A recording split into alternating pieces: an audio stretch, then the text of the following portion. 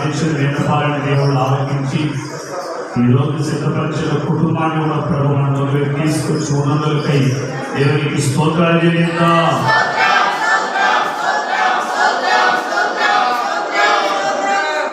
గత 14 రోజులు వేటి కొరకైతే మనం ప్రార్థించున్నాము, ఎన్ని కుటుంబాల కొరకైతే ప్రార్థించున్నాము, ఆ కుటుంబాలన్నింటినీ అవసరాలన్నింటినీ కూడా తీర్చి రాబోయే దినాల్లో వాళ్ళందరి ఎదుగుదల చూసి దేవుని కనపరచడానికి ప్రభు ఇచ్చిన తరుణాన్ని బట్టి దేవుని స్తోత్రాలు చేద్దాం.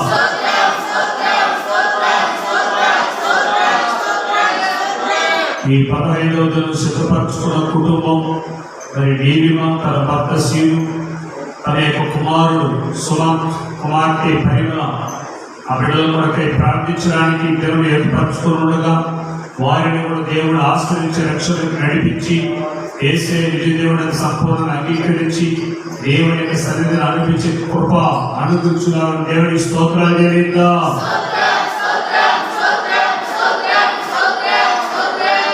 ఈ 40 దినములు వేటి కొరకైతే మనం ప్రార్థిస్తూ ఉన్నాము, దేని కొరకైతే ప్రభు సన్నిధిని ఆశిస్తూ ఉన్నాము, ఈ కార్యములన్నింటినీ కూడా దేవుడి సఫలత చేయబోతున్న దేవుడికి స్తోత్రాలు చేద్దాం. ఈ 40 దినములు ఉపవాస ప్రార్థనలోపు మందిరము పట్టజాలనంత నూతన ఆత్మలను దేవుడు నింపి ఆశీర్వాదంగా నడిపించాలని దేవుడి స్తోత్రాలు చేద్దాం. అక్టోబర్ 3వ తారీఖున జరగబోతున్న 9వ ప్రతిష్ఠిత పండుగల దేవుడు దీవించి అనేక మంది సేవకులను సంఘాల దేవుడు తీసుకొచ్చి బలపరిచి ఆ దినమున జరగబోతున్న కూడికి ఎలాంటి అడ్డులు ఆటంకాలు లేకుండా తొలగించి అవసరాన్ని కూడా తీర్చి దేవునికి మహిమకరంగా నడిపించబడాలని దేవుని స్తోత్రాలు చేద్దాం.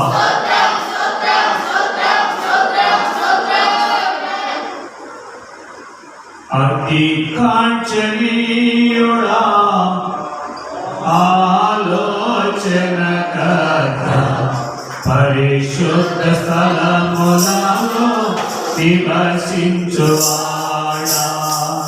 అతి కాంచనీయుడా ఆలోచన కథ పరిశుద్ధ స్థలములలో నివసించువాడా,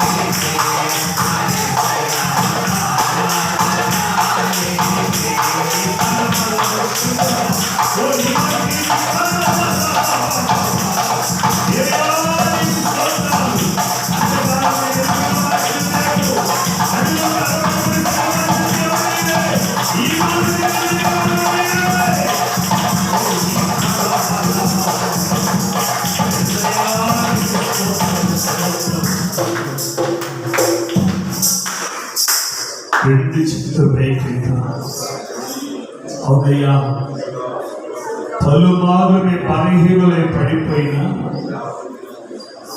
లోకం పాపం వైపు మా అడుగులు దిగజారిపోయినా, మీరే వాక్యమనే పంట మీద మమ్మల్ని నిలిపి నేటికి నేను ఆరాధించే వాక్యాన్ని ఇచ్చేవారికి స్తోత్రాలని రెండు చేతులు పైకెత్తి చివరిగా ప్రభుని ఆరాధించేద్దామా? స్వర్గకి సత్యమార్గము నీవు, సమాధానకర్తవు నీవు, నా అడుగులు తడబడకుండా నిలిపినావు పంట మీద. సత్యమార్గము నీవు, సమాధానకర్తవు నీవు, నా అడుగులు తడబడకుండా నిలిపినావు పంట మీద. నా అడుగులు తడబడకుండా నిలిపినావు పంట మీద. నా అడుగులు తడబడకుండా నిలిపినావు పంట మీద. ఆరాధన నీకే నా యేసయ్యా, ఆరాధన నీకే, ఆరాధన నీకే నా యేసయ్యా, ఆరాధన నీకే. చప్పట్లు కొట్టి బలపడి దేవుడి దేవుడి యొక్క శక్తి, దేవుడి యొక్క ఆత్మ, దేవుడి యొక్క కృప, దేవుడి యొక్క సన్నిధి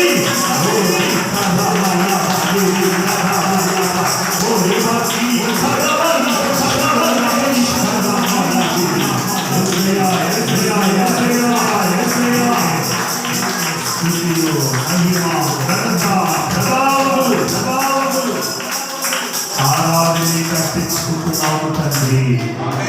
ఆమేన్, ఆమేన్. కూర్చుందాం.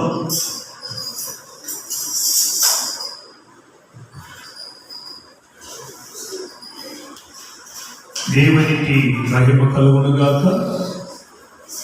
ఈ 15వ దిన ఉపవాస ప్రార్థనలో ఏర్పరచుకున్న కుటుంబం చాలా జాగ్రత్తగా నీతో ప్రభు ఏం మాట్లాడతాడో విని దాన్ని అనుసరించి నువ్వు నడవగలిగితే అది నీకు, నీ కుటుంబానికి, నీ పిల్లలకి ఆశీర్వదకరంగా ఉంటుంది. ఏదో ఫాస్ట్ టైం ఇచ్చాడు, మేము వచ్చాము, పెట్టుకున్నామని వెళ్ళిపోతే నువ్వు అలాగనే ఉంటావు. నీ స్థితి, నీ స్థాయి మార్చి నేను ఒక ఉన్నతమైన స్థాయిలో ఉంచాలని ప్రభు ఈ దినం నేను ఏర్పాటు చేసుకున్నాను. ప్రైజ్ ది లార్డ్, హల్లెలూయా. దేవుడు మనిషి రూపాన్ని చూసి సెలెక్ట్ చేసుకునేవాడు కాదండి. మనసు అనేది ఆయన ఏర్పరచుకున్న దేవుడు. హల్లెలూయా. ఏంటండి చెప్పాలి? దేవుడి పేరు మనసెరిగిన దేవుడు. చెప్పండి, మనసెరిగిన దేవుడు. గట్టిగా చెప్పండి, మనసెరిగిన దేవుడు. మనిషిని కాదు, మనస్సు. ఎందుకయ్యా ఆయనకు మనస్సు కావాలంటే మనిషిని సృష్టించింది ఆయనే. నీ పోలికలన్నీ ఆయనకు తెలుసు. తల వెంట్రుక నుంచి అరికాల వరకు నేను తయారు చేసింది ఆయన చేతులే కాబట్టి నీ రూపులు ఎలా ఉంటాయో మొత్తం ఆయన తెలుసు. నువ్వు ఎన్ని మేకప్ వేసుకున్నా, ఎన్ని వస్త్రాలు కట్టుకున్నా, ఏ కులంలో పుట్టినా, ఏ మతంలో పుట్టినా, ఏ పేదరికంలో ఉన్నా, ఎంత ఉన్నతమైన స్థాయిలో ఉన్నా, ఎలాంటి పాపివైనా, నువ్వు ఎలాంటి పరిశుద్ధులైనా, నువ్వు ఎలాంటి మంచి వ్యక్తివైనా, నువ్వు ఎంత చెడిపోయి ఉన్నా, ఆయన చేతి హస్తకృత్యములే మానవుని యొక్క నిర్మాణం. Praise the lord. యేసు ప్రభువుకు వద్దని నువ్వు అనుకున్నా, నేను సృష్టించింది ఆయన. యేసు ప్రభువుకి సంబంధం లేదయ్యా అనుకున్నా, నేను సృష్టించింది ఆయన. ఒకవేళ నువ్వు చెడు కార్యాలు వ్యసనానికి బానిసైపోయిన దూరం అయిపోయినా నేను సృష్టించింది ఆయనే. Praise the Lord. కానీ నీ రూపురేఖలు చూసేవాడు కాడైనా, ఎందుకనగా ఆయన చేతిలో నిర్మించబడిన నీవు ఆయన పోలుకులనే ఉంటావు కాబట్టి నీ రూపంతో ఆయనకు అవసరం లేదు. Praise the Lord. ఈరోజు ఫ్యాషన్ అయిపోయింది ఏంటి? దేవుని రూపాన్ని పాడు చేసుకునే ఫ్యాషన్. చెప్పండి, ఏ ఫ్యాషన్ అండి? దేవుని రూపాన్ని పాడు చేసుకునే ఫ్యాషన్. ఏం చేసుకుంటాం పాడంటే? కటింగ్లు, ఐబ్రోస్, గడ్డాలు, ఇంకేదో ఫ్యాషన్ పెట్టుకుంటారు. కోతుల్లాగా, చింపాంజీలాగా మేకపోతున్నాం, దెయ్యాల గొప్ప, ఇలా రూపులు మార్చుకుంటున్నాము. ఆ రూపులు బట్టి ప్రభు అడగలేదు, కానీ ఈ మనసును బట్టి ప్రభు అడుగుతాడు. దేవునికి స్తోత్రం. ఈరోజు ప్రభు ఇచ్చినటువంటి మాట యెషయా ప్రవచన గ్రంథము 60వ అధ్యాయము 21వ వచనాన్ని, నీ జనులందరూ నీతిమంతులైయుందురు, నన్ను నేను మహిమపరచుకొనున్నట్లు వారు నేను నాటిన కొమ్మగాను నేను చేసిన పనిగాను ఉండి దేశమును శాశ్వతముగా స్వతంత్రించుకొందురు. Praise the Lord. ప్రియ దేవుని సంగమా, స్వతంత్రించుకొందురు అంటే స్వాధీనపరచుకొందురు, లేక అనుభవిస్తారు, లేక పొందుకుంటారు, లేక తీసుకుంటారని అర్థం. ఈరోజు ఎంతో మంది జీవితాల్లో అనుభవించలేని వారుగా, పొందుకోలేని వారుగా, నిలబెట్టుకోలేని వారుగానే ఉన్నారు. అయ్యో నేను కష్టపడుతున్నానండి, ఏంటో దక్కట్లేదయ్యా, ప్రయాసపడుతున్నానండి, ఫలితం లేదండి, బిడ్డలు కూడా కన్నానండి, నాకు ప్రయోజనకరంగా లేరు, నా భార్య ఉంది నాకు అనుకూలంగా లేదు, నా భర్త ఉన్నాడు నాకు అనుకూలంగా లేదు, నా ప్రజలందరూ ఉన్నారు మాకు అనుకూలంగా లేదు, ఎందరూ ఉన్నా ఒంటరి వాడి వల్ల జీవించాల్సిన జీవితం, ఎంత ఉన్నా ఏమి లేని వాడి వల్ల జీవించిన జీవితం, ఎంత సంపాదిస్తూ ఉన్నా శూన్యమే, అప్పులు వాయనే, కష్టాలు కన్నీళ్ళే, పేదరికమే, దారిద్ర్యమే. ఎందుకు? ప్రియ దేవుడిడ దానిని అనుభవించలేకపోతున్నావు. హల్లెలూయా. దాన్ని వేధిస్తున్నానన్నా అనుభవించలేకపోతున్నావు, పొందుకోలేకపోతున్నావు. అందుకే నీకు స్వతంత్రం లేదు, సంతోషం లేదు, ఆనందం లేదు, వ్యసనం, వేదన, బాధ, కష్టాలు, ఎందుకు ఈ బ్రతుకు అన్నటువంటి నీ జీవితం మీద నీకు విరక్తి కలిగిన జీవితం జీవిస్తున్నావు. అందుకే నా ప్రభు అంటాడు ఇక్కడ, నీ జనులందరూ నీతిమంతులైయుందురు నిన్ను బట్టి. దేవుని బిడ్డ, ఈ మాటలు వింటున్న నిన్ను బట్టి ప్రభు అంటున్నాడు, నీ జనులందరూ, నిన్ను బట్టి నీ భార్య, నిన్ను బట్టి నీ భర్త, నిన్ను బట్టి నీ పిల్లలు, నిన్ను బట్టి నీ రక్త సంబంధికులు, నిన్ను బట్టి నీ బంధుమిత్రులు, నిన్ను బట్టి నీ చుట్టూ ఉన్న ప్రజలందరూ కూడా నీతిమంతులైపోదురు. ప్రజల ఏమంటారంట? నీతిమంతులుగా మార్చబడతారు. చివరి మాట చూసినక్కడే వారు దేశమును శాశ్వతముగా స్వతంత్రించుకుందురు, అనుభవించే వాళ్ళ ఉంటారు. ఎవరిని బట్టి అంటే ఈ వాక్యాన్ని వింటున్న నిన్ను బట్టి. ప్రజల గమనించాలి, దేవుడిని బట్టి అని చెప్పొద్దు. దేవుడే అంటున్నాడు, నిన్ను బట్టి అంటున్నాడు. దేవుడు ఉంటేనే కాదంటే ఆ దేవుడే నీకు బతుకుతున్నాడు. నిన్ను బట్టి నీ ప్రజలు నీతిమంతులుగా మార్చబడతారు, నిన్ను బట్టి వాళ్ళ సంవత్సరాన్ని అనుభవిస్తారు, నిన్ను బట్టి నీ పిల్లలు సంతోషంగా సమాధానకరం ఉంటారు, నిన్ను బట్టి వాళ్ళు అభివృద్ధి పొందుతున్నారు. నిన్ను బట్టి నిన్ను బట్టి నిన్ను బట్టి దేవుడు ఎందుకు అంటున్నాడంటే, అనొచ్చుగా నీ ధనాన్ని బట్టి, నీ సంపాదన బట్టి నీ పిల్లలు బాగుపడమని చెప్పొచ్చు కదా. ఆయన అన్నాడు. ఎందుకంటే డబ్బు, ఆస్తి, అంతస్తు, ఐశ్వర్యము, జ్ఞానము ఒక వ్యక్తిని స్థిరపరచదు. ఒక వ్యక్తిని స్థిరపరచదు. డబ్బు ఎప్పటికీ స్థిరమైనది కాదు. జ్ఞానం ఎప్పటికీ స్థిరమైనది కాదు. శరీర బలం ఎప్పటికీ స్థిరమైనది కాదు.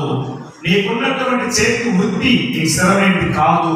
నువ్వు చేసే పని నీకు స్థిరమైనది కాదు. నీ భార్య నీకు స్థిరమైనది కాదు. నీ పిల్లలు నీకు స్థిరమైన వాళ్ళు కాదు. నీ పిల్లలకి తల్లిదండ్రులు స్థిరమైన వాళ్ళు కాదు. అశాశ్వతమైనదే, అస్థిరమైనదే. కానీ స్థిరమైన వాడు ఒకడే, శాశ్వతుడైన తండ్రి, నిన్ను నన్ను సృష్టించిన సృష్టికర్త దేవుడి స్థిరమైన వాడు. పక్కన చెప్పండి.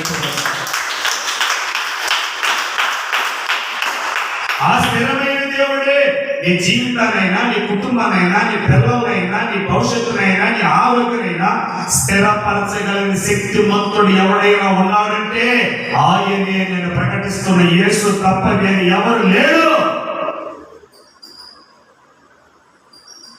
ఎవడు లేడు. అశాశ్వతమే. దేవుని ఆ దేవుడు అంటున్నాడు, నిన్ను బట్టి నీ జనులందరూ నీతిమంతులుగా అవుతారు. నిన్ను బట్టి నీ జనులు దేశమును స్వతంత్రించుకుంటారు, సంతోషంగా ఉంటారు అంటున్నారు. రైట్. నిన్ను బట్టి ప్రభు ఎందుకంటాడంటే, ఆ వాక్యంలో నీకు మాట చదువుకుంటే, నన్ను నేను మహిమపరచుకున్నట్లుగా. గమనించండి, నన్ను నేను మహిమపరచుకున్నట్లుగా అంటే అర్థం ఏంటంటే, నన్ను ఎవరైతే మహిమపరుస్తారో వారిని నేను మహిమపరుస్తాను. నన్ను ఎవరైతే గణపరుస్తారో వారిని నేను గణపరుస్తాను. నన్ను ఎవరైతే సంతోషపరుస్తారో వారిని నేను సంతోషపరుస్తాను. నువ్వు ఏది వెతుకుతావో అదే వాస్తవం. ప్రభు అంటున్నాడు, మొదట నేను చేస్తాను, నువ్వు చెయ్యని చెప్పట్లేదు. మొదట నువ్వు చేయమని నేను చేస్తానంట. Praise the lord.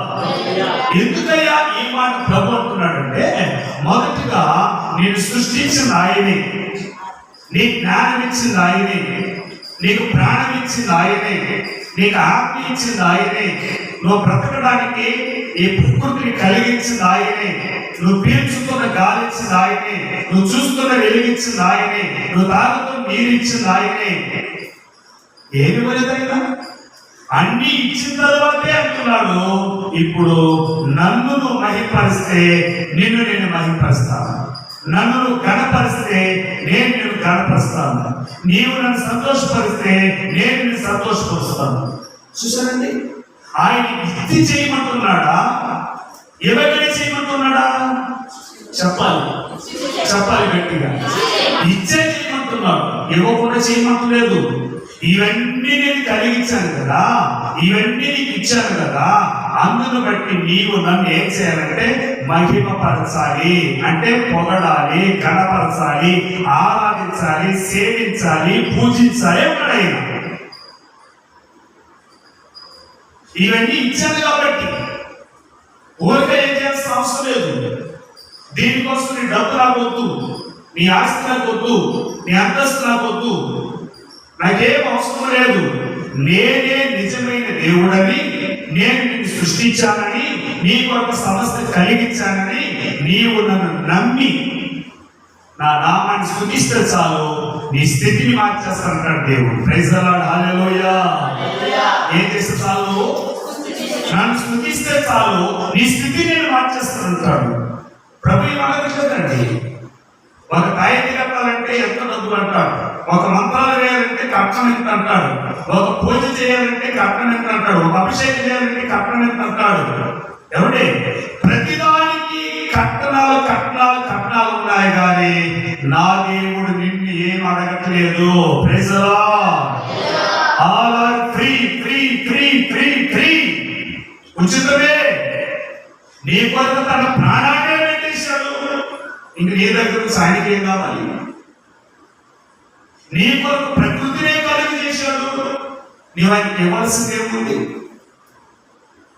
అవేం కోరుకునేవాడు కాదు సుమా. ఆయన నువ్వు గణపరిస్తే నిన్ను గణపరుస్తాడు, ఆయన స్తుతిస్తే నీ స్థితిని మార్చివేస్తాడు. Praise the Lord. ఏ స్థితి మారాలి? స్థితి ఏం మారాలంటే నీ మనసు స్థితి మారిపోతే నీ కుటుంబం మారిపోయినట్టే. Praise the lord. నీ మనసు నిలకడగా ఉంటే, నీ మనసు సమాధానకరంగా ఉంటే, నీ మనసులో సంతోషం ఉంటే, నీ మనసులో ఆనందం ఉంటే, నీకన్నా ఐశ్వర్యవంతుడు ప్రపంచ దేశాలు ఎవరో లేడు. ఇంకా పట్టణ సపోర్ట్.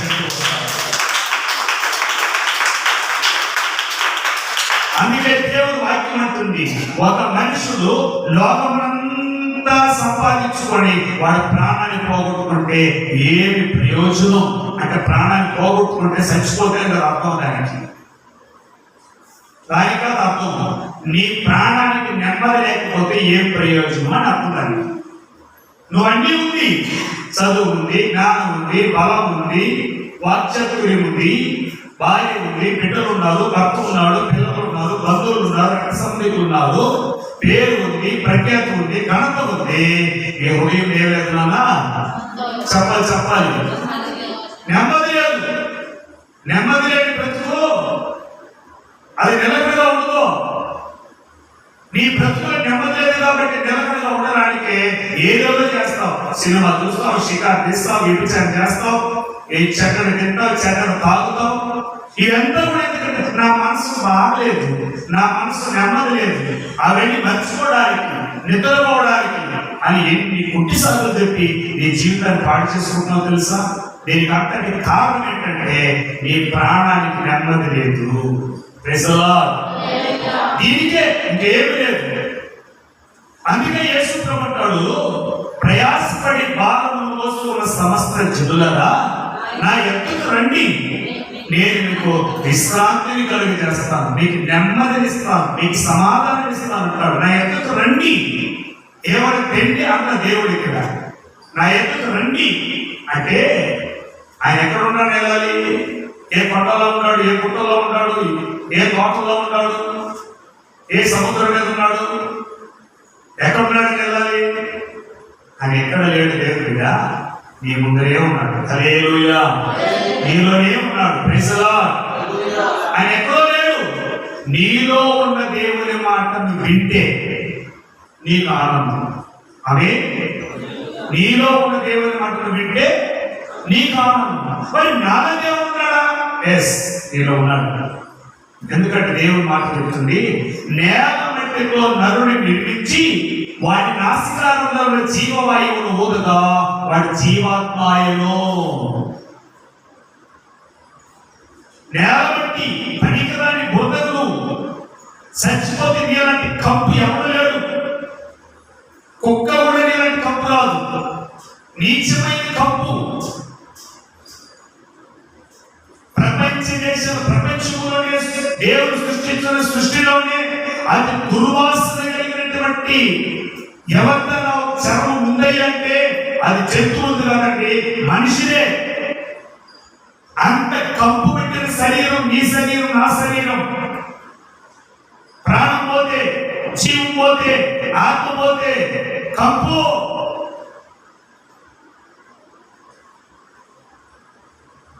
అట్లాంటి భయంకరమైన శరీరం నీది, నాది.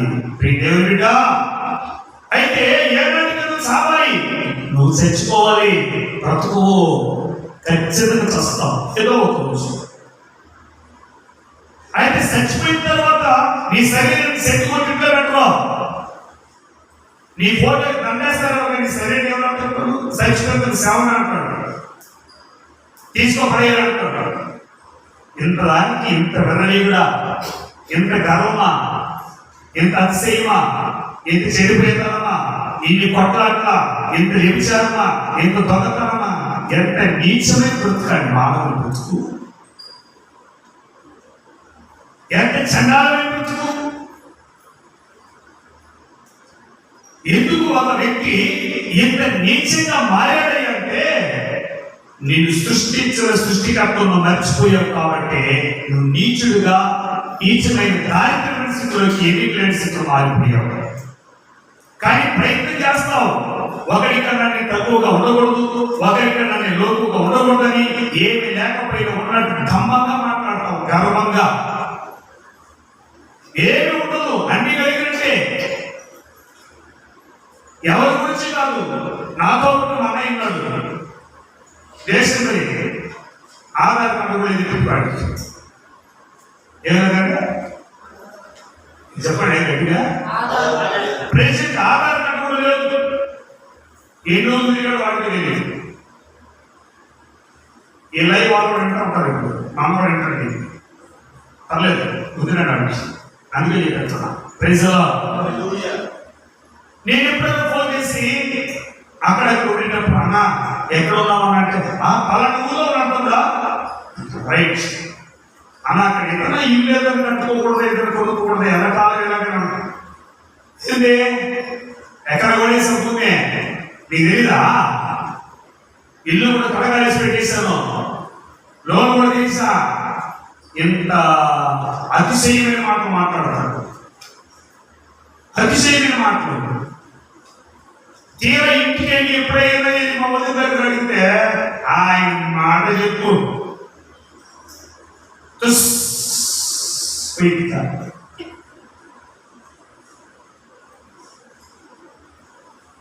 నీ తెలియదమ్మా. ఇల్లంతా అప్పే, ఇది చుట్టూ అప్పే. ఎన్ని ఊరు తిరిగాడు. ఊరికి వచ్చినప్పుడు మా ఊరికి వచ్చిందా తెల్ల చొక్కాయి తెల్ల పంచి కట్టుకొని అంత గంభీరంగా మావయ్య పోనవా అన్న పోనవా వినమా పోనవా వీడి మా అక్కడికి కొద్దివేలు మెప్పులు పొందుకోవడానికి తిరిగాడు. 30 సంవత్సరాలు తిరిగాడు. ఎన్ని సంవత్సరాలన్నా 30 సంవత్సరాలు దేశంలోకి తిరిగాడు. 30 సంవత్సరాల తర్వాత దేవుడా మా అమ్మ ఎవరున్నాడో రక్షణ తీసుకొచ్చి మా దగ్గర పడి ఇప్పుడు ప్రార్థన చేస్తే తీసుకుని పడేసాడు. ఆధార్ కార్డు లేదు. ఏ కార్డు అన్నా? మళ్ళీ ఎందుకు ఈ ప్రతిష్ట మాటలు, ఎందుకండి గవర్నమెంట్ మాటలు? ఏం సాధించావు? ఏం లేదు. దేవుడి మీద ఎందుకు మాట్లాడుతున్నానంటే నెమ్మది లేకపోవడానికి కారణం ఏంటంటే నేను నడిపించేవాళ్ళు లేదు. ఉన్నదానికన్నా ఎక్కువగా చెప్పుకోవడం, కనిపించడం, అతిశయించడం, మాట్లాడుకోవడం, ఎన్నెన్నో చెప్పుకోవడం. మన లైవ్ లో నేను చెప్పాను సాక్ష్యం. నేను డాక్టర్ని, నేను ఎంబీబీఎస్ ఎండి ఎంఎస్ఎం చెప్పుకోవచ్చు. నేను మనకెందుకు ఆ గర్వపాట్లో ఉండదున్నట్టు చెప్పాను. లైవ్ లో విన్నారు.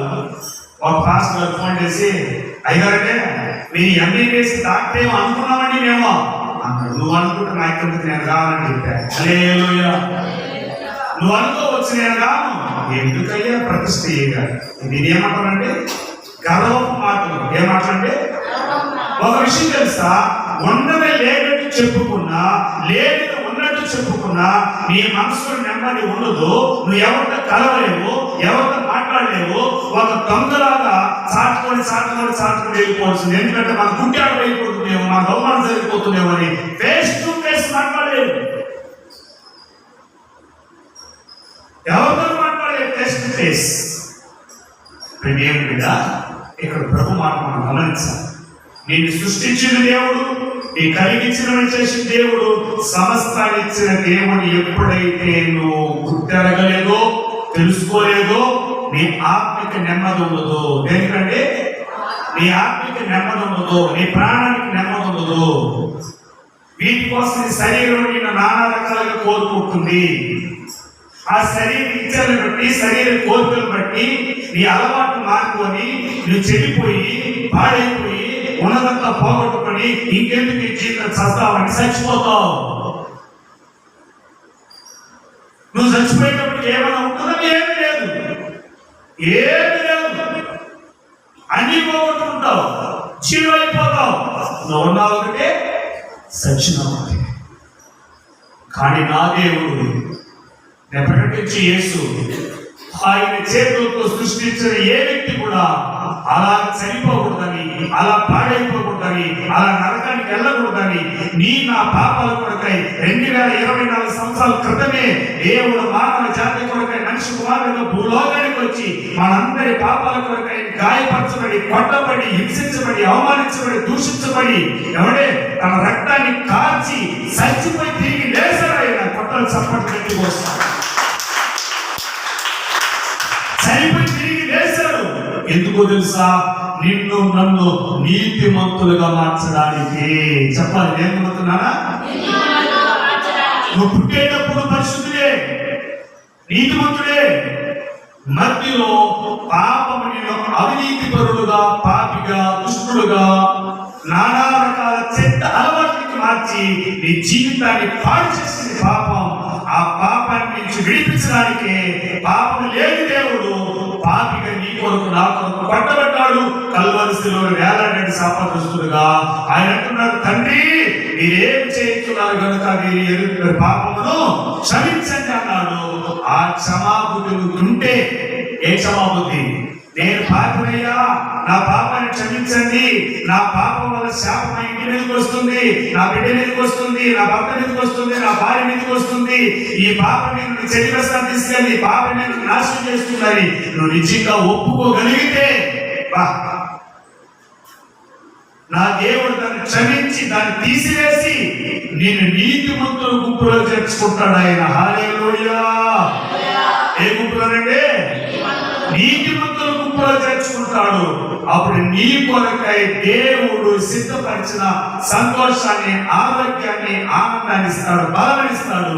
ఆ బలం ఇచ్చేది కాకుండా నీకు ఒక మంచి ఆలోచన పుట్టించి ఏమి చేస్తే నువ్వు నిలబడగలవో, ఎలా చేస్తే నేను నిలబడగలవో, అవమానించిన వారి ఎదుట, నిందించిన వారి ఎదుట, దూషించిన వారి ఎదుట, చీ అన్న వారి ఎదుట నిన్ను ఒక కొమ్ముగా నిలబెట్టే దేవుడు ఆయన. కొట్టలు చప్పట్లు పెట్టి వస్తాడు.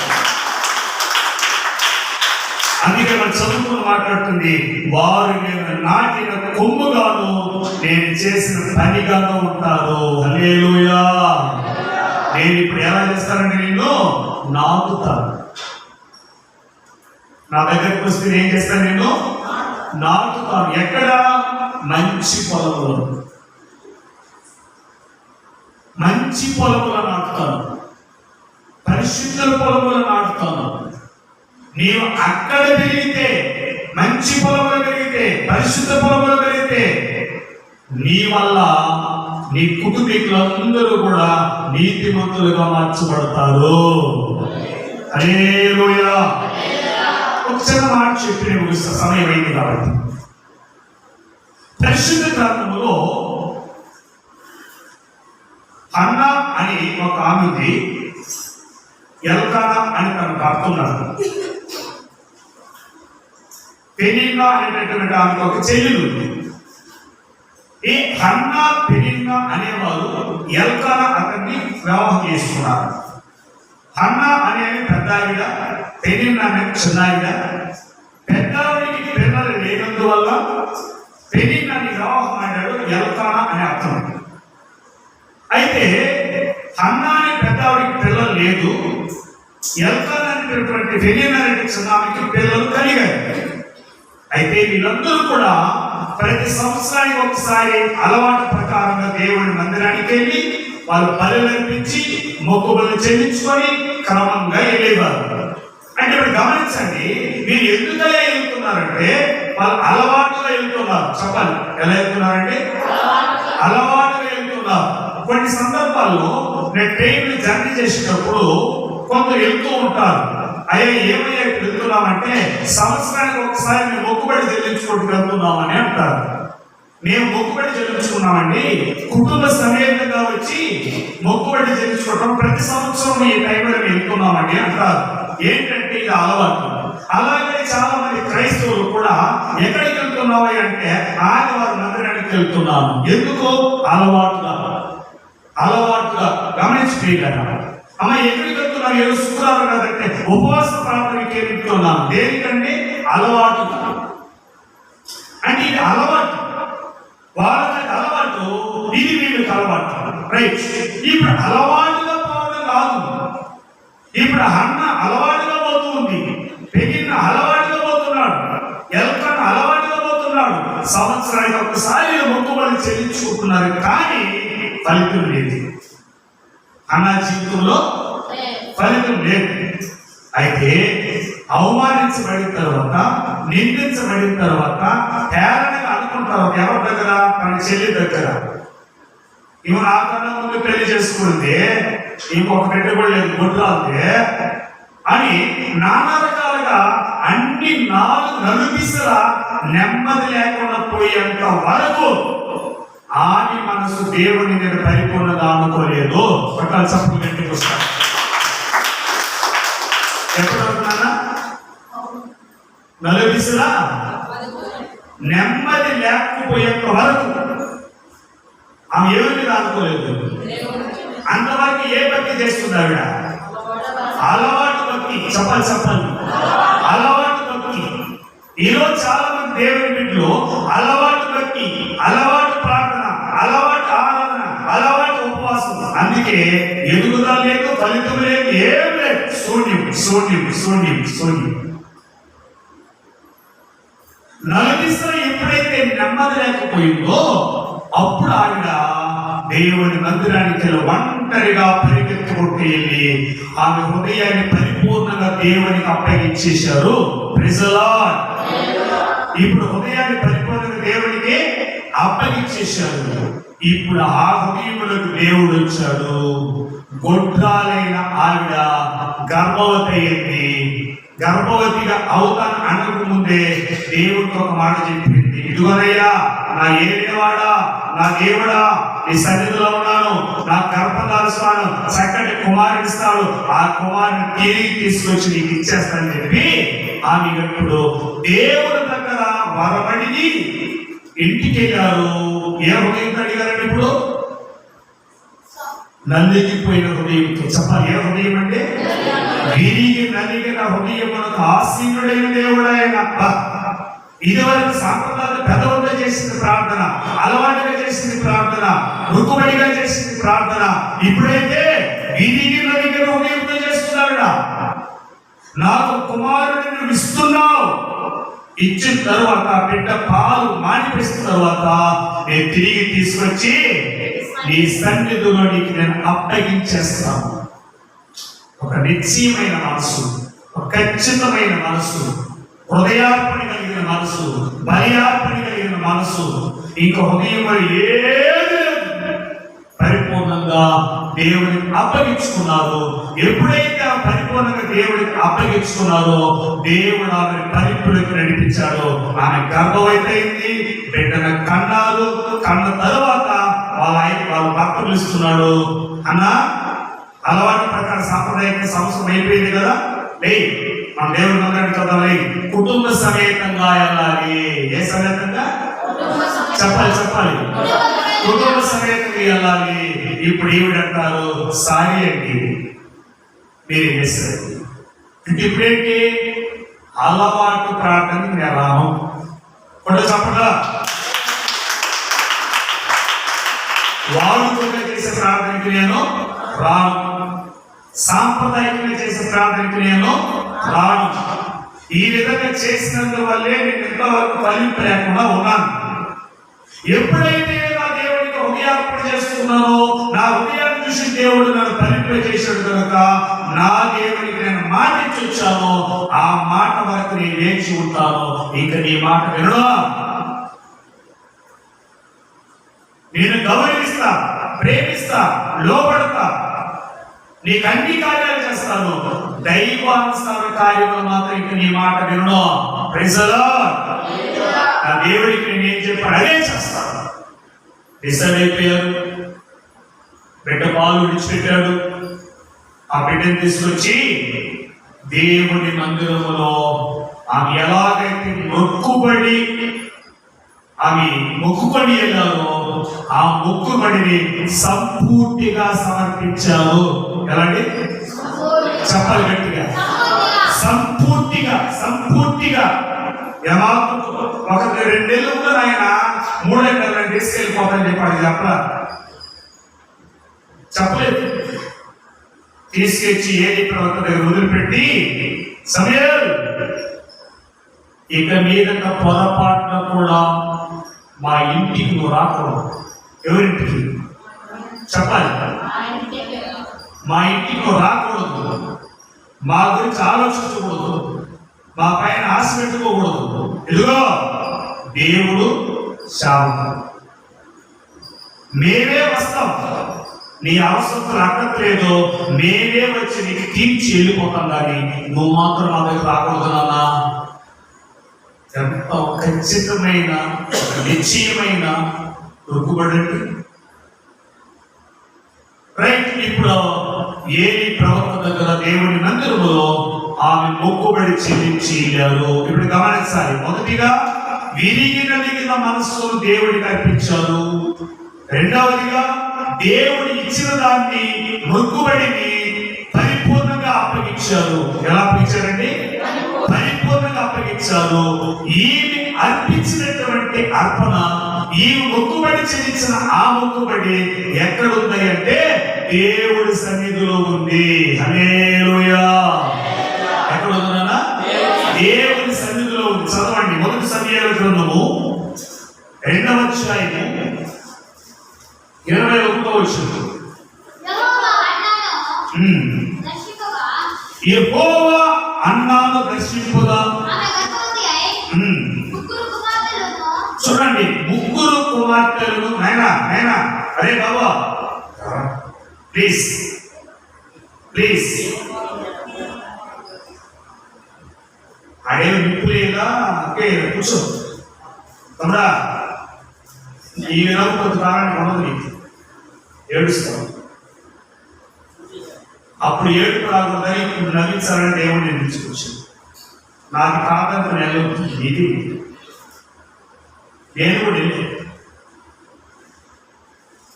దేవుడే స్వయాన్ని దర్శిస్తే నీలాగని కాళ్ళు తన్నుకొని వెళ్ళాను, బైబిల్ ఇస్త్రీ కొట్టి వెళ్ళాను, సేవకులు చెప్ప మీద కొట్టి వెళ్ళాను, క్రైస్తవులు హింసించేయాను, చెప్ప చేతికి చెప్ప వరకు. ఎప్పటి వరకు? చెప్ప చేతికి వస్తాను ఎక్కడది. నేను కూడా చెప్ప చేతికి వచ్చింది, చిట్టమట్టకి వెళ్ళాల్సి వచ్చింది, ఉరికమ్మ వెళ్ళాల్సి వచ్చింది. తమ్ముడు ఉరికమ్మం అప్పటి వరకు ఏనదే లేదు, నేను కూడా అన్నదే. ఎక్కడ తీసుకెళ్ళి తెలుసండి? 1999 ఆగస్టు 24వ తారీఖున ఒక వేప చెట్టు ఉరేసుకోవడానికి తీసుకెళ్ళిన నవ్వులను నా ప్రభు ఎన్నోసార్లు దర్శించాడు. నన్ను సేవకులతో మాట్లాడారు, రకరకాలుగా మాట్లాడితే నవ్వుని కాలు తన్నుకొని వెళ్ళాను. ఎవడు ఆదరించలా తమ్ముడు, ఎవడు ఆదరించలా. లక్షలు డబ్బులు తిన్నారు, కాళ్ళు తిరిగారు, షికార్లు కొట్టారు, ఆహా అని పొగిడారు. చివరికి వదిలిపెట్టారు. నా దేవుడు వదిలిపెట్టా. నేను వద్దనుకుని వెళ్ళినా ఆయన వెంటనే వచ్చాడు. చచ్చిపోవాలనుకున్న బ్రతికిచ్చాడు. ఈ రోజు ఇక్కడ నిలబెట్టి నీలాంటి వాడికి నాశనాన్ని చెప్పగలిగిన సామర్థ్యాన్ని దేవుడు ఇచ్చాడు. పట్టాలు చప్పట్లు గట్టి. ఎందుకు నేను ఈరోజు బలగుద్ది చెప్తున్నానంటే, ఒకనాడు ఎలాగనే పరిగెత్తాను, నీలాగనే. ఇది నాది కాదు, నాకు సంబంధం లేదు, పరిగెత్తాను. ఆ రోజు డిసైడ్ అయినా నాలాగా నశించిపోతున్న వారికి నీ సత్య స్వార్థ ప్రకటించి అనేక మందిని నీ వైపు తిప్పుదని చెప్పి నా దేవుడితో ప్రమాణం చేసి వచ్చాను. అందుకే ఆ ప్రమాణం అంటే ఈరోజు చెప్తాను. నీ దగ్గర ఆస్తి అంతస్తు అడగలేదు, జీవితాన్ని మార్చుకో, నీ లైఫ్ చేంజ్ అవుతుంది. ఈరోజు నువ్వు దీన్ని అనుసరిస్తే నీ లైఫ్ చేంజ్. లేదంటే తన్నుకొని పోయినావు అనుకో. రైట్ వినాలి. హల్లెలూయా. ఎంత నిదానంగా తీసుకెళ్ళిపోయినట్టు రాపోదాతని శబ్దం లేకుండా. రైట్ అయిపోయింది. లాస్ట్ క్లైమాక్స్ చూసుకున్నాం. ఏం చెప్పారు ఇప్పుడు? చూడండి, ఒక మాట చాలు ముగించేస్తున్నాం. హన్నాకి దేవుడు సమూయేలు ఇచ్చాడు. సమూయేలు తీసుకెళ్లి దేవుడి సన్నిధిలో ఉంచాడు. ఎక్కడ ఉంచారండి? చెప్పాలి. దేవుడి సన్నిధిలో ఉంచాడు. ఇప్పుడు సమూయేలు దేవుడి సన్నిధిలో ఉన్నాడు. హన్నా ఎల్కానా దగ్గర ఉంది. గమనించండి. ఇప్పుడు దేవుడి సన్నిధిలో సమూయేలు ఉన్నందువల్ల గొడ్రాలుగా ఒక బిడ్డనిస్తే చాలయ్యా అన్న ఆవిడికి సమూయేలు దేవుడి సన్నిధిలో ఉన్నందువల్ల మళ్ళీ ఆ తల్లి గారి గర్భాన్ని దేవుడు తెరిచి 5 మంది పిల్లలు ఇచ్చాడు. దేవుడు కొట్టాలి చెప్పండి. 5 మంది పిల్లలు ఇచ్చాడండి. ఆ సొత్తు ఎక్కడ ఉండటం వల్ల చెప్పాలి దేవుడి సన్నిధిలో ఆ బిడ్డ ఉండటం వల్ల ఆ కుటుంబానికి 1కి 5 వచ్చింది. 1కి 5 వచ్చింది. 2, 3 కాదు, 5. ప్రభు వాక్యం ఏంటి? నీ జనులందరూ నీతిమంతులై, ఏమండి? నీతిమంతులై నేను వారిని మహింపరుచున్నట్లుగా వారిని నేను నాటెదను. వారిని ఏం చేస్తానండి? నాటెదను. నేను వారిని నాకు పనికొచ్చే వారిగా చేసుకుంటాను. వారి దేశాన్ని స్వతంత్రం తెచ్చుకుంటారు అని నాకు ప్రకారం చెప్పండి. అయితే దేవుడి సన్నిధిలో ఉన్న సమూయేలు చెప్పండి. ఇప్పుడు దేవుడి సన్నిధిలో ఉన్న సమూయేలు బాగా తిని నిద్రపోలేదు. టకటకటకని ఒక రెఫరెన్స్ రాసుకోండి, చెప్పేస్తాను. నంబర్ 1, దేవుడి సన్నిధిలో ఉన్న సమూయేలు 1 సమూయేలు గ్రంథము 3వ అధ్యాయం 1వ వచనంలో చూస్తే దేవుడి సన్నిధిలో ఉన్న సమూయేలు పరిచర్య చేశాడు. ఏం చేశాడండి? హలో అన్నా, ఏం చేశాడైనా? పరిచర్య చేశాడు. ఎవరికైతే బైబిల్ రాడుకోండి, ఆయన యెహోవాకు పరిచర్య చేశాడు. ఎవరికన్నా? యెహోవాకు పరిచర్య చేశాడు. యెహోవా ఎక్కడ ఉన్నాడు? యెహోవా ఎక్కడున్నాడు? అక్కడ కనిపిస్తున్నాడా? ఆయన నీళ్ళు ఇచ్చాడు, ఏమన్నా అన్నం పెట్టాడా? చేతులు పెట్టుకోవడానికి నీళ్లు పోసాడా? బాబో నేను లేకపోతే ఆయన విగ్రహం పెట్టి ఏమైనా కడిగి పూజ చేసి బొట్టు పెట్టాడా?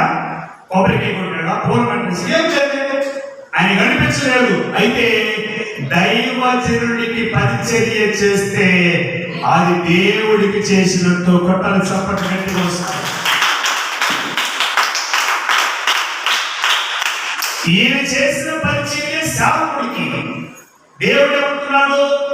యెహోవాకు పరిచర్య చేశాడు. ఆయన సన్నిధిలో ఖాళీగా లేడు. తిరిగేసి పోయేసి దేవుడే చూసుకుంటాడు. అన్ని ఇలాగా డబ్బాల పట్ల ఆయన పరిచర్య చేశాడు. అందుకే సమూయేలు ఒక్క సమూయేలు బట్టి వాళ్ళ కుటుంబం దీవించబడింది. వాళ్ళ అమ్మగారికి మళ్ళీ 5 మంది సంతానాన్ని దేవుడిచ్చాడు. ఏ రోజు చరిత్రకారుడుగా మిగిలి ఉన్నారు. పరిచర్య చేయాలి. ఊరికంటే సత్తులో వెళ్ళిపోవడం కాదు. 2వ చూస్తే 3వ మాట మనం చూస్తే 3వ అధ్యాయం 3వ వచనంలో ఆయన మందిరములో పడుకొని ఉండెను. ఎక్కడ పడుకున్నాడంట? ఒక రోజు రాత్రి మందిరం పడుకోవాలంటే నడుము నొప్పి, కాలు నొప్పి, బెడ్ లేకున్నాడు. దోమలు కుట్టేస్తాయి, ఒక్క పట్టిపోతుంది, నడువు నొప్పి వచ్చేస్తుంది. కూర్చొని చెప్తాడు మందిరంలో పడుకోవడానికి. సమూయేలు దేవుడి మందిరంలో పడుకున్నాడట. చూడండి, పరిచర్య చేశాడు, దేవుడి మందిరంలో పడుకున్నాడు. పడుకున్న తర్వాత 2 సార్లు దేవుడు సమూయేలు అనిపించాడు. స్వయాన దేవుడే మాట్లాడాడు. హల్లెలూయా. నువ్వు యథార్థంగా దేవుడి పరిచర్య చేస్తే దేవుడే నీకు మాట్లాడతాడు. డూప్లికేట్ పరిచర్య చేస్తే మాట్లాడు, డూప్లికేట్ ప్రార్థన చేస్తే మాట్లాడు. అయ్యో నాతో దేవుడు మాట్లాడలేదంటే మాట్లాడు. ఎందుకు మాట్లాడతాడు? మహారాణిలాగా వస్తాం, మహారాణిలాగా వెళ్ళిపోతాం. మేనలాగా వచ్చి మేనలాగా ఎవరో చూస్తారు, ఎవరో అడుగుతారు. ఏది పోతే నాకు ఎందుకు? నేను సార్లాగా సార్లాకపోతాను. దేవుడు కూడా ఏం చేస్తాడు? ఇది కూడా సార్లాగా సార్లాగా నీది ఏమంటారని పరిచరించి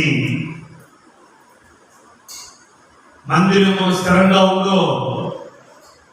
సమూయేలు మాట్లాడితే చూడండి, ఇతరు పరిగెత్తుకుంటూ సేవకుడికి వెళ్ళాడు. అంటే ప్రతి విషయాన్ని సేవకుడికి తేటగా తెలియపరిచి మనసైంది. హల్లెలూయా. సేవకుడికి చెప్పి సేవకుడు చెప్పిందనే చేస్తాడు కానీ తన సొంత ఆలోచన ఏది చేయడు. మనమైతే పాస్టర్ అయితే అంతవరకే పాస్టర్గానే చూడాలి. Is servant. మనం మనమే చేసుకున్నాం ప్రార్థన. మనం ఏం మాట్లాడుతున్నాయంటే ప్రార్థన మన ప్రార్థన అయితే దేవుడు మనతో ఉంటాడని కల్లోల మాటలు మాట్లాడిన సంఘస్థులు ఉన్నారు. అపవాదిగా ఏం చేస్తాడు తెలుసా? సేవకుడు సహవాసం చేయడు. సేవకుడికి నీ కనెక్షన్ కట్ చేస్తాడు. ఇది కటింగ్ చేస్తే ఎవరు తెలుసా? ఎవరు తెలుసా? చెప్పండి గట్టిగా. అపవాది. నువ్వు ఎదిగిపోయేవాళ్ళని నీకు తెలిసిపోయిందిలే, బైబిల్ తెలుసులే, ప్రార్థన తెలుసులే, ఆరాధన తెలుసులే, నువ్వు చేస్తే కూడా దేవుడు వింటాడా? ఇది ఏం పని కానీ కనెక్షన్ కట్. ఇక్కడ కనెక్షన్ కట్ అవ్వలేదు. ప్రజలా ఇప్పుడు వెళ్ళి చెప్పాడు. అప్పుడు ఆయన అంటున్నాడు, ఈసారి కానీ ఒకవేళ మాట్లాడితే నేను పిలవలేదండి బాబు, దేవుడు ఏం పిలిచాడు, ఇప్పుడు దేవుడితో మాట్లాడన్నాడు. చూడండి 10వ వచనం చూస్తే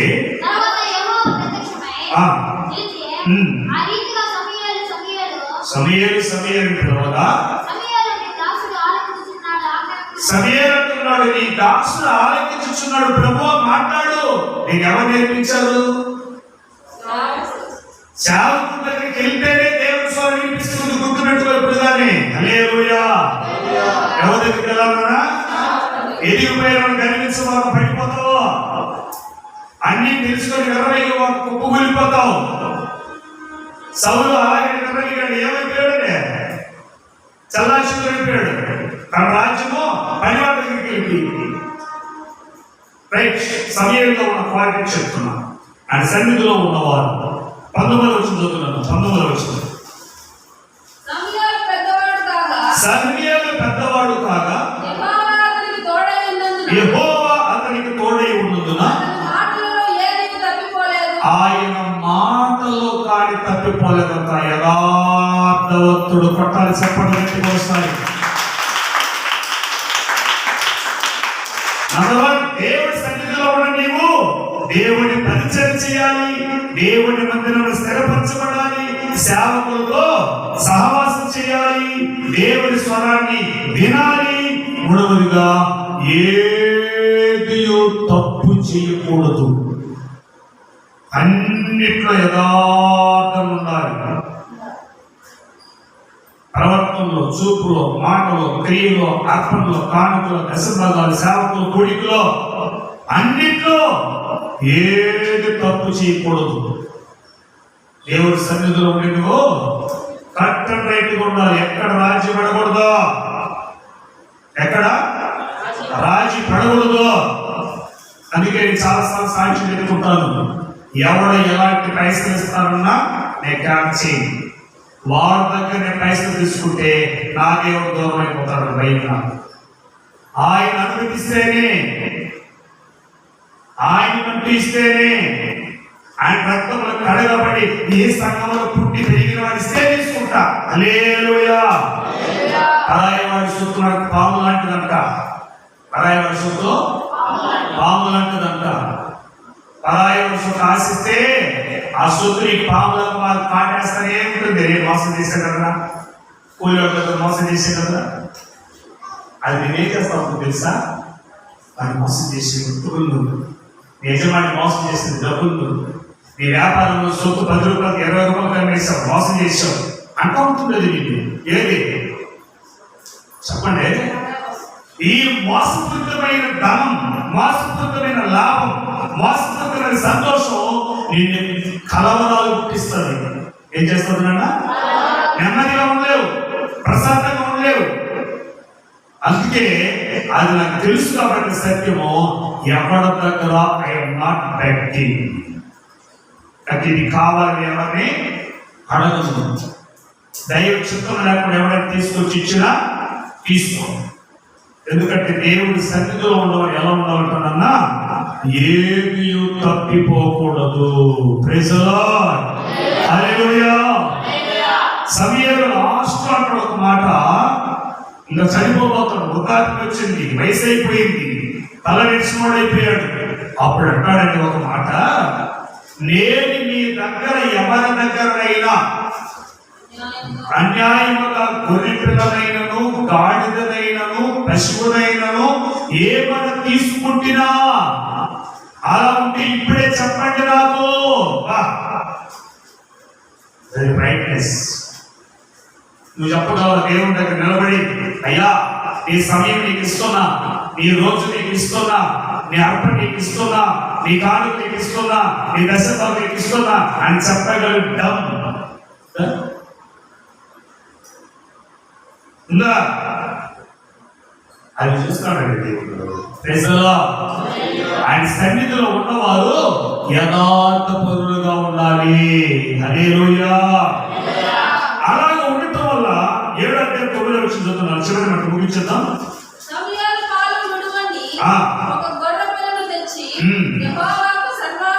యెహోవాకు సర్వాంగ బలిగా అర్పించారు.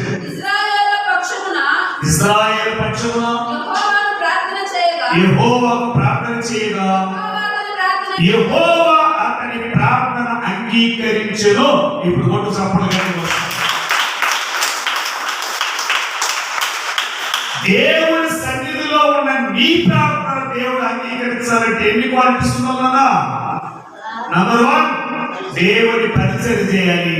నంబర్ 2, దేవుని మీద స్థిరపరచబడాలి. నంబర్ 3, సేవకులతో సహవాసం కలిగి ఉండాలి. నంబర్ 4, దేవుడితో దేవుడి మాటలకు లోపడాలి. నంబర్ 5, ఏది తప్పిపోకూడదు. ఇప్పుడు చేయి ప్రార్థన, ఇప్పుడు చేయి ప్రార్థన. ఆ ప్రార్థన ఏదో పర్వాకు వెళ్ళిపోతుంది. చెప్పట్లా? ఎక్కడికి వెళ్తుందన్నా? శ్రీహరికోటలో శాటిలైట్ వదిలేడనుకో నేరుగా వెళ్ళిపోద్ది. వాళ్ళు ఎక్కడ అనుకున్నారో ఆ కక్షలకి నిలబడుతుంది.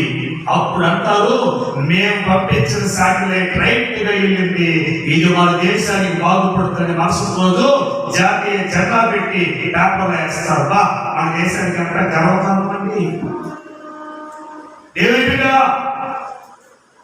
నేను దేవుడి సన్నిధిలో ఉన్నాను, దేవుడు అంటే ఇష్టం, దేవుడు అంటే ఇష్టం, దేవుడు అంటే ఇష్టం అని అనుకో. దేవుడి సన్నిధిలో ఉండే నీవు, నిన్ను బట్టి నీ పిల్లలు, నిన్ను బట్టి నీ కుటుంబం, నిన్ను బట్టి నీ వంశం, నిన్ను బట్టి నీ రక్త సంబంధంలో మార్పు చెందాలి. దేవుని మేలుగా అనిపించాలంటే సన్నిధిలో ఉండి సరిపోదు, ఈ క్వాలిటీస్ కావాలి. ఇది ఎప్పుడైతే నువ్వు ఉండి జీవిస్తావో నిన్ను బట్టి, ఎవరు బట్టండి? ఇప్పుడు చెప్పండి, నిన్ను బట్టి నీ జనులు నీతిమంతులయ్యుదురు. నేను వారి ద్వారా మహిమపరుచుకున్నట్లుగా వారిని నాటుతాను, వారిని నాకు పనిగా ఉపయోగించుకుంటాను. ఇదిగో నువ్వు కోరుకున్న కోరికలన్నీ వాళ్ళ స్వతం తెచ్చుకునేలాగా నేను చేస్తానంటాడు దేవుడు. Praise the Lord. హల్లెలూయా. దేవుని బిడ్డ, ఈ మాటలు ఇప్పుడు చిన్న సాక్ష్యం, మాటి చెప్పిన సాక్ష్యం చెప్తున్నా. దేవుని దగ్గర నుంచి దేవుడిని నమ్ముకున్న తర్వాత మా ఇంట్లో వచ్చి నేను ఒక్కడే బయట వచ్చాను. మీకు అన్నదమ్ములు ఉన్నారు, అక్క చెల్లి ఉన్నారు, కూడా రక్షణ పడలా, ప్రార్థన చేస్తున్నాం, రిజల్ట్ రాలా. తోబుట్టుల కోసం ప్రార్థన చేస్తున్నాం, రిజల్ట్ రాలా. ఎందుకు వాళ్ళు రక్షింపబడలేదు తెలుసా?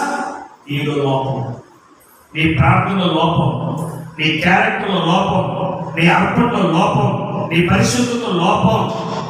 అయ్యా మా రక్త సంబంధికులు దీవించయ్యా అని అన్నావు అనుకో, నీ రక్తాన్ని దేవుడు టెస్ట్ చేస్తాడు. ఎవరు రక్తాన్ని చెప్పాలి? నీ రక్త పరీక్ష చేస్తాడు దేవుడు. నీ రక్తంలో ఏ పాపం ఉందో, ఏ దోషం ఉందో అది చూస్తాడు. అందుకే నువ్వు ప్రార్థన చేస్తే నీ బిడ్డలు రక్షించాలా, నువ్వు ప్రార్థన చేస్తే నీ తోబుట్టులు రక్షించాలా, నువ్వు ప్రార్థన చేస్తే నీ భర్త రక్షించాలా, నువ్వు ప్రార్థన చేస్తే ఎవరు రక్షించబడకుండా నేనే ఏం నిర్ణయించాలనుకుంటున్నావే, ఇది గర్వం. ఇది గర్వం అంటారు దీన్ని. దేవుని బిడ్డ ఒక సమయాన్ని బట్టి తన కుటుంబం దీవించబడింది, ఒక హన్నాను బట్టి తన కుటుంబం దీవించబడింది. అల్పుడైన నన్ను బట్టి, నీ ఎదురు నన్ను బట్టి ఆస్తులు లేవు, అంతస్తులు లేవు, కానీ నా రక్త సంబంధికుల దేవుడు నమ్ముకున్నారు. అది నా ఆస్తి. పట్టాలు చప్పట్లు గట్టి వస్తాను. నేను పరలోకానికి వెళ్తే నా దేవుడు అడుగుతాడు, నేను రక్షించాను కదా, ఏమైనా నిధులయ్యా, నాతో పుట్టిన మా అన్న రక్షించబడ్డాడు, మా అక్క రక్షించబడ్డాడు, మా బావ రక్షించబడ్డాడు, మా పిల్లలు రక్షించబడ్డారు, 23 మంది, ఈ రోజు 32 మంది నీ దగ్గర నిలబెట్టిన రక్త సంబంధికులు. ఇదిగో నన్ను కాల్సరి పంపించా, వందలాది కుటుంబాలు, వేలాది ప్రజల రక్షణకు నడిపించగలిగాను. ఇదే నువ్వు నన్ను పంపించడానికి, ఇదే అని రిజల్ట్ చెప్పగలవు. నువ్వేం చెప్పగలవు?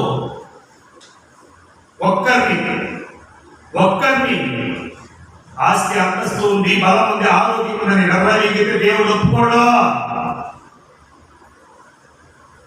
నిన్ను బట్టి నీ జనులు నీతిమంతులుగా మార్చబడాలి, నిన్ను బట్టి నీ ప్రజలు మందిరములో నాటబడాలి, నిన్ను బట్టి నీ ప్రజలు దేవుడి పని వాళ్ళగా మార్చబడాలి, నిన్ను బట్టి దేవుడిచ్చే ఆశీర్వాదాన్ని పొందుకునే వారుగా మార్చబడాలి.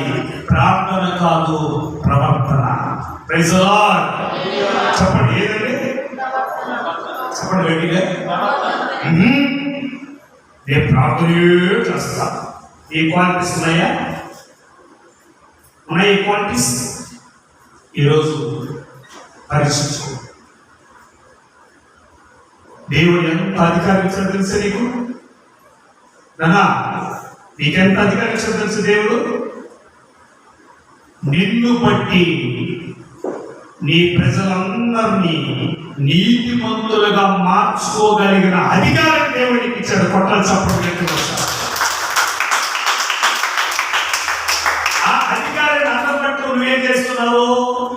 లోకరీతికి ఐశ్వర్యులు కావాలని అర్థమవుతుందా? నీకు ఎందుకు ఇచ్చాడు అధికారం? చెప్పున్నాను, నీకు అధికారం ఎందుకు ఇచ్చాడు దేవుడు? నా దేవుడు ఎంత ఆశించే చూడు, నా బట్టలు చూడు, నా నగలు చూడు, నా ఆస్తి చూడు, నా అంతస్తు చూడు, నా కోట చూడు, నా బైక్ చూడు, నా కారు చూడు చూపించుకోవడానికి కాదు ఇచ్చింది. నా దేవుడు నన్ను ఎంత ఆశ్రయించాడు దాన్ని చూపించుకోవడానికి దేవుడు నీకు ఇలా. పెద్దముడి దగ్గర పెంచుకున్నాడు, ₹1,00,00,000 ఆస్తి తెలుసా మీకు? ఒకనాడు చచ్చిపోయాడు. వాడి ఇంటి చుట్టూ మూటలు ఇప్పుడే ₹1,50,00,000 ఉంది. బెగ్గర్. అది కాదు గొప్పతనం. నిన్ను బట్టి నీ ఇంట్లో వాళ్ళకి దేవుడి సన్నిధిని అనుభవించే ప్రవర్తన కలిగి జీవించు. హల్లెలూయా, హల్లెలూయా. సామెతలు 16:7 మాట్లాడుతుంది, ఒకరి ప్రవర్తన యెహోవాకు ప్రీతికరమైనప్పుడు వారి శత్రువులను కూడా మిత్రులుగా చేయండి. ₹1,500 కోసం 25 నిమిషాలు మమ్మల్ని బ్లాక్మెయిల్ చేశారు పోలీస్ డిపార్ట్మెంట్ తమిళనాడులో. ఎంత కోసం అండి? 1,500 కోసం. వాళ్ళు ఎదురుగా నిలబడి మాట్లాడేటువంటి జునైన్ యథార్థమైన మాట వాళ్ళ జీవితాన్ని తలకిందులు చేసింది. ఇప్పుడు అదే నా దగ్గర 1,500 అడిగినటువంటి వ్యక్తి ఈ రోజు ₹1,000 కాళ్ళు పంపించాడు నాకు. పట్టాలు సపోర్ట్ నా దగ్గర కట్టించుకున్న వ్యక్తి నాకే కట్టాడు. దేవుడు ఏం చేశాడు? అతన్ని తలకి.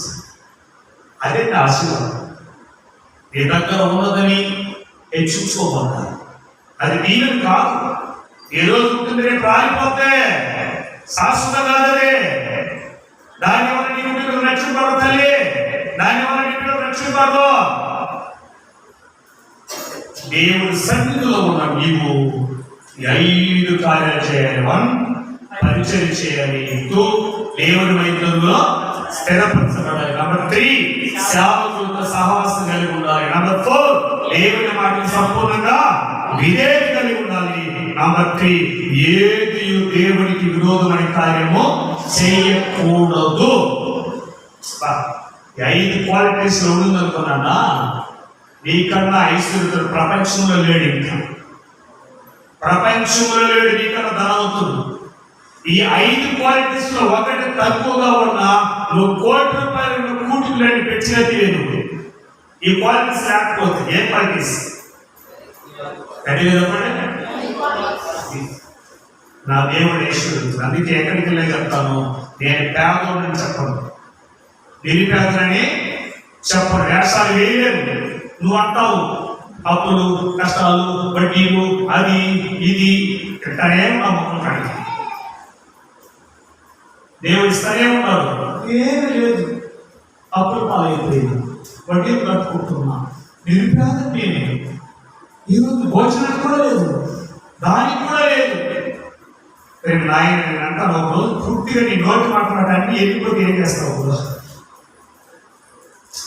అనేది లేదు లేదు లేదు అంటావు కదా, దేవుడు ఇవ్వ నీకు చెడలేదు చెప్పండి. హలో, ఇచ్చాడా లేదా? ఇక్కడ సమయం ఏమంటున్నాడు, ఏది తప్పు చెప్పలేదంట. నువ్వు తెలిస్తే ప్రతి సంపదాలు మాట్లాడుతావు. ఇవే రొటీన్గా వస్తుంది. ఏ మాటలు? అబద్ధాలు, దాపరికం, నిందారోపణ మాటలు, ఇవే. దీనివల్ల దేవుడు నా మహింపరచబడుతుంది. మనసు మార్చు, సమయంగా నిలబడు. నీ ఆస్తి నీ కుటుంబాన్ని ఆదరించదు, నీ బలం నీ కుటుంబాన్ని ఆదరించదు, నీ వృత్తి నీ పిల్లల్ని ఆదరించదు, నీ కలిగింది ఏది నీ కుటుంబం నెమ్మదినివ్వదు. నేను ప్రకటిస్తున్న యేసు నీకు నెమ్మదినిస్తాడు, సమాధానం ఇస్తాడు, ఆరోగ్యం ఇస్తాడు, రక్షిస్తాడు, కాపాడతాడు. ఒకవేళ నువ్వు చనిపోయినా నీ పిల్లలకు నా దేవుడు తండ్రిగా ఉంటాడు. కొట్టాలి సపోర్ట్ పెట్టి వస్తాడు. పరిపూర్ణంగా మోకరించి ప్రార్థన చేసుకో.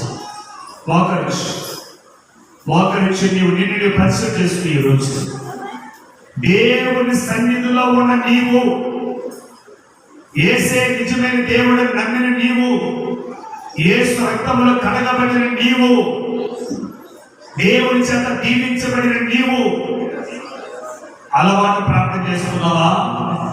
సాంప్రదాయక ప్రార్థన చేస్తున్నావా? అతిశయించే ప్రార్థన చేస్తున్నావా?